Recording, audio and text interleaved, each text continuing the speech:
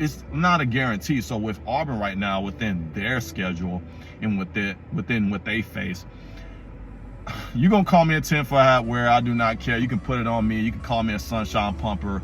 You know, you can call me delusional, an idiot. It doesn't matter. I see Auburn winning 10 games. They can possibly make the playoffs, but it depends on the stretch, right? Because like I said, they can win 10 games and still not make the playoffs. It just depends on who they beat. So basically, in what I see their losses potentially being is against Tennessee and against Georgia. That's their 2 losses. The rest they beat.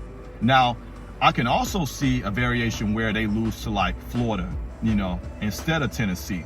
But they beat Tennessee, you know, everything. Because like I said, it depends on who you beat and how you make the playoffs. Because, I mean, if Auburn loses to Tennessee and Georgia by my prediction, then they beat LSU, they beat Alabama, you know, everything. They beat Ole Miss, you know, and everything. They beat, you know, Florida and all that, whatever, and however you want to shake that, Vanderbilt, whatever.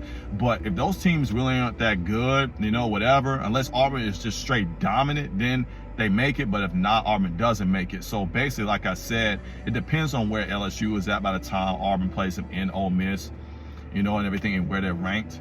And that's really what is going to define this season, how, if Auburn is a 10-win team and everything, how do they do it? But for me, like I said, first 5 games, they can go basically 4-1 or 5-0. If they go 5-0, hey, you can call me a sunshine pumper then, but I'm easily seeing SEC champion, potentially college football playoffs, you know, whatever. But I believe, like I said, they may lose against Tennessee, just the narratives, the ties to that game with Alex Golesh and Josh Heupel, them playing and being around each other, you know, in that tandem. Night game, going to be at Tennessee. That's going to be tough, possibly. Though I see Auburn can win that, though. But they can lose. So I'm going to leave that at the loss of Tennessee.